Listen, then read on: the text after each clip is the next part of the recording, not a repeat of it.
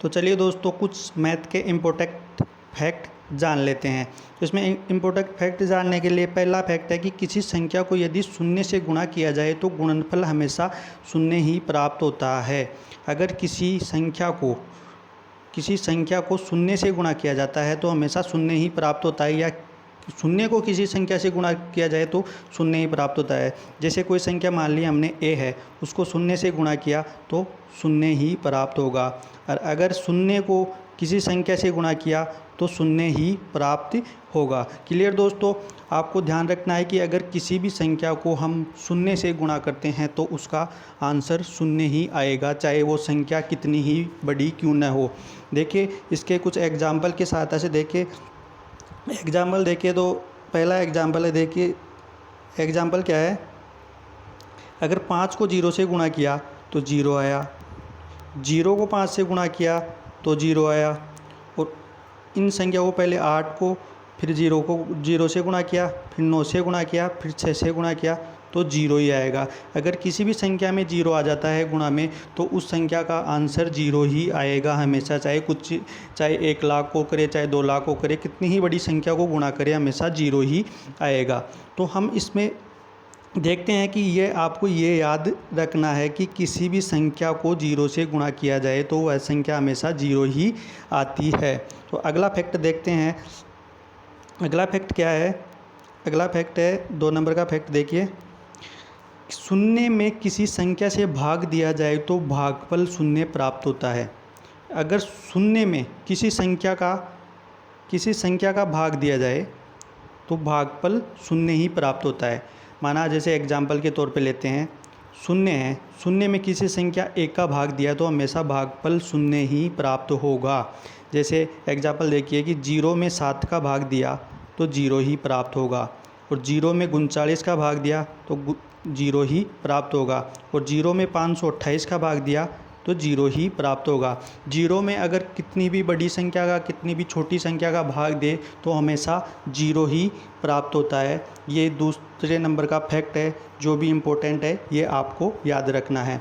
अगर ये वीडियो आपको ऐसे लग रही है कि बिल्कुल क्या लेके चल रहे हैं, एकदम बेसिक, इतना बेसिक भी कोई पढ़ाता है क्या, ऊट पटांग लग रही हो, ऐसे लग रही हो, तो लगेगी क्योंकि हम एकदम बेसिक से स्टार्ट कर रहे हैं। लेकिन आज ये वीडियो आपको ख़राब लगेगी, लेकिन आप जब हम धीरे धीरे अपर लेवल पर जाएंगे तो ये सभी चीज़ें जो मैं बता रहा हूँ आपको बहुत काम आने वाली हैं। तो वीडियो को पूरा देखिए, ध्यान से देखिए, ये छोटी छोटी चीज़ें ही आगे जाके बहुत बड़ी होने वाली है। तो इन सभी चीज़ों से ही मैथ आपकी स्ट्रॉन्ग होगी और आप मैथ के किसी भी क्वेश्चन में कहीं भी रुकेंगे नहीं। तो आगे देखिए अगला फैक्ट। देखिए इसका अगला फैक्ट क्या है? अगला फैक्ट है किसी संख्या को शून्य से भाग दिया जाए तो भागफल हमेशा इन्फिनिटिव अनंत प्राप्त होता है। अगर किसी संख्या को शून्य से भाग दिया जाए, शून्य से भाग देते हैं, शून्य से भाग देने पर भागफल हमेशा इन्फिनिटिव प्राप्त होगा। जैसे कि कोई संख्या मान ली हमने ए है, उसमें भाग दिया 0 का तो हमें हमेशा इन्फिनिटिव अनंत ही प्राप्त होगा। जैसे कि एग्जाम्पल देखिए कि 17 में भाग दिया हमने 0 का तो हमेशा इन्फिनिटिव प्राप्त होगा, 8 में भाग दिया तो इन्फिनिटिव प्राप्त होगा, 640 में 0 का भाग दिया तो इन्फिनिटिव प्राप्त होगा। अगर कितनी ही बड़ी संख्या हो या कितनी ही छोटी संख्या हो, उसमें 0 का भाग देते हैं तो हमेशा इन्फिनिटिव प्राप्त होता है। क्लियर दोस्तों, आपको ध्यान रखना है कि कितनी ही बड़ी संख्या हो उसमें 0 का भाग लगेगा तो हमेशा इन्फिनिटिव ही आएगा। अगला पॉइंट देखते हैं, चौथा पॉइंट देखते हैं। चौथा पॉइंट क्या है? किसी संख्या की घात शून्य होने पर, किसी संख्या की घात शून्य होने पर उसका मान 1 हो जाता है। अगर कोई संख्या दे रखी है और उसके ऊपर घात 0 दे रखी है आपको, तो वह है उसका मान 1 हो जाता है, चाहे संख्या कितनी ही बड़ी क्यों न हो। जैसे कि 17 दे रखा है, 17 के ऊपर घात लगा दी 0 तो इसका मान हमेशा 1 ही होगा। 5 पे घात है 0 तो इसका मान 1 होगा। 385 पे घात 0 है तो इसका मान 1 होगा। तो आपको ध्यान क्या रखना है कि कितनी ही बड़ी संख्या क्यों न हो, उस पर अगर घात 0 है तो उसका मान 1 हो जाता है, 1 हो जाता है। तो अब देखते हैं कुछ आगे की फैक्ट। आगे फैक्ट देखिए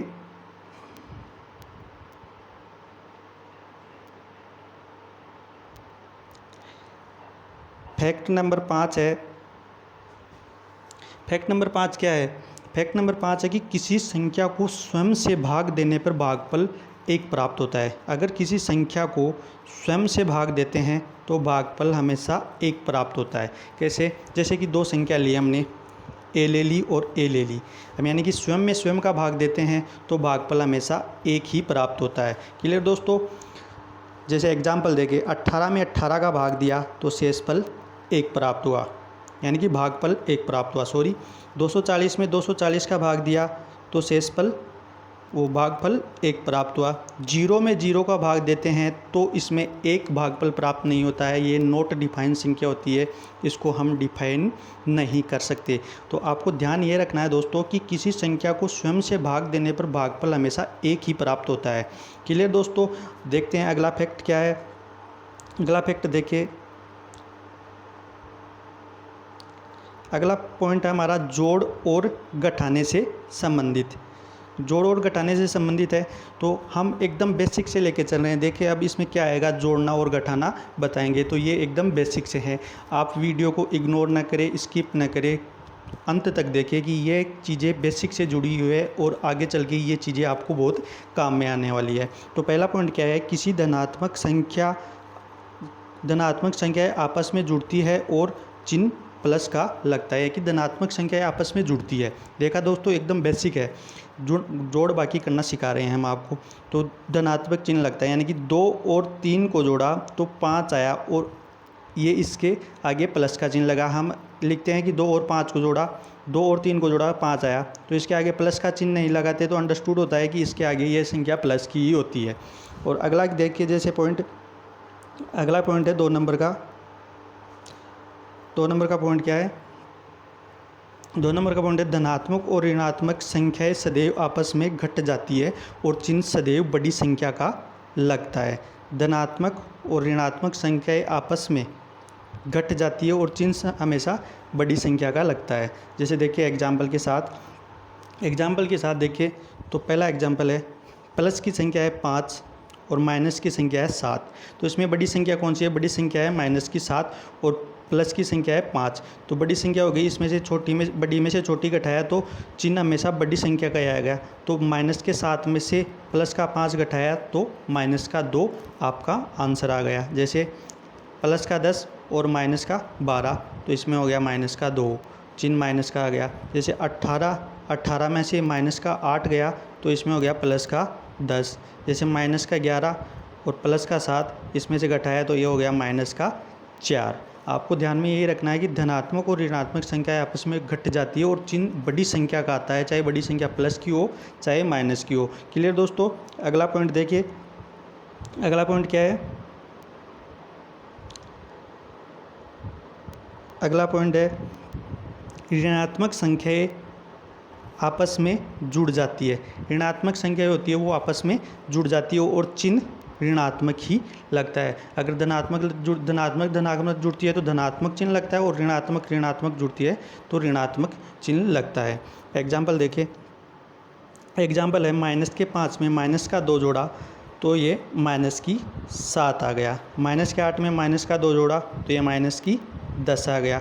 अगला देखिए, माइनस के 10 में माइनस का 4 जोड़ा तो ये माइनस का 14 आ गया। तो आपको ध्यान में रखता है कि ऋणात्मक संख्याएं आपस में जुड़ जाती हो और चिन्ह हमेशा ऋणात्मक ही आता है। अगला पॉइंट देखिए, इसमें अगला फैक्ट देखिए,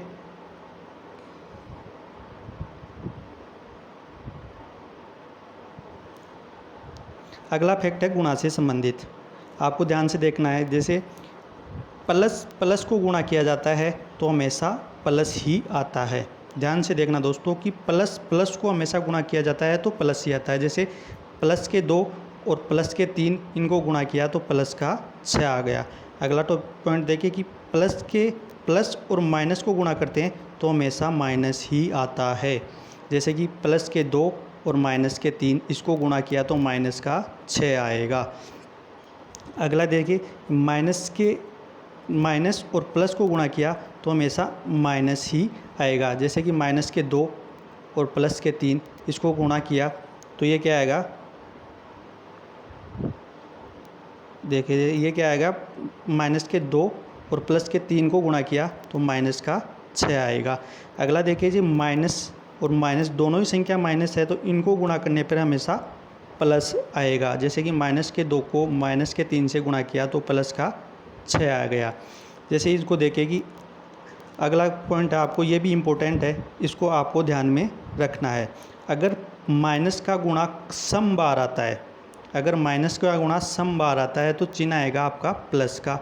अब सम संख्याएँ कौन सी होती है? 2, 4, 6, ये सम संख्याएँ होती है।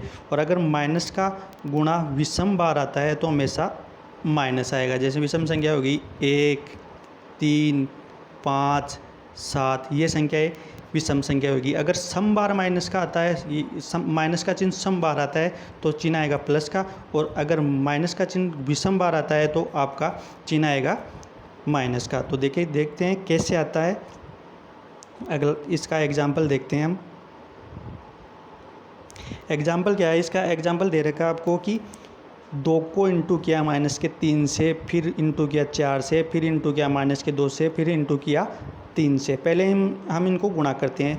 6, 24, 48 और 48 को 3 से गुणा किया तो ये हो गया 144। अब देखते हैं कि इसमें माइनस कितनी बार आ रहा है। 1 बार, 2 बार और 3 बार।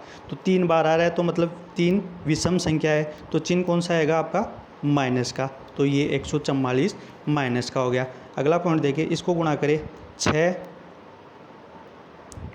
24 और 24 को 5 से गुणा किया तो 120। अब चिन्ह देखिए, माइनस के 1 बार, 2 बार, 3 बार, 4 बार, और 4 सम संख्या है। तो सम संख्या है तो चिन्ह किसका आएगा? चिन्ह आपका आएगा धनात्मक। तो 120 आपकी धनात्मक संख्या हो गई। अगला पॉइंट देखिए, इसमें अगला पॉइंट क्या है? अगला पॉइंट है भाग से संबंधित। तो जैसे भाग डिवीजन, यदि अंश और हर के चिन्ह समान है, अगर अंश और हर के चिन्ह समान है तो धनात्मक मान प्राप्त होगा। अगर हमें भाग में दे रखा है अंश ऊपर वाला होता है और हर नीचे वाला होता है, अगर ये दोनों का चिन्ह समान है तो मान धनात्मक प्राप्त होगा।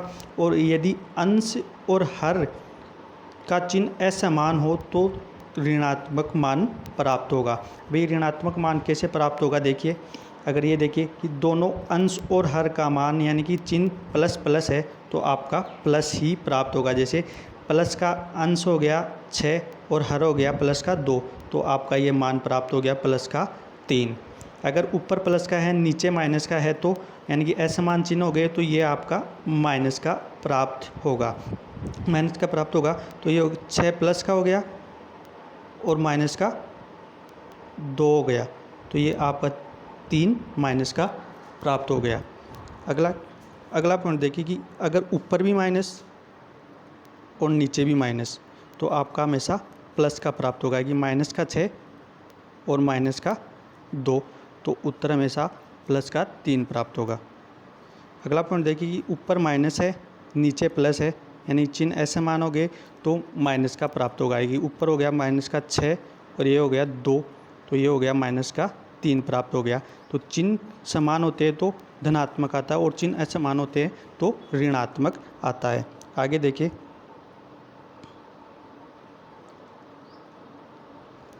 एक इम्पोर्टेंट फैक्ट है कि अगर आपको ऊपर माइनस दे रखा हो और नीचे प्लस का दे रखा हो, ऊपर का प्लस दे रखा हो और नीचे का माइनस दे रखा हो, अगर चिन्ह यहाँ माइनस का दे रखा हो आपको पता ही ना हो तो हमेशा चिन्ह माइनस का ही आएगा। चाहे ऊपर का प्लस हो चाहे नीचे का प्लस हो या दोनों के बीच में प्लस माइनस दे रखा हो तो हमेशा चिन्ह ऋणात्मक ही आएगा। जैसे इसका मान आता है माइनस का 6/2, 6 माइनस का 2 ये 6, तो हमेशा इसका मान 3 ही प्राप्त होगा। तो ये वीडियो कैसी लगी?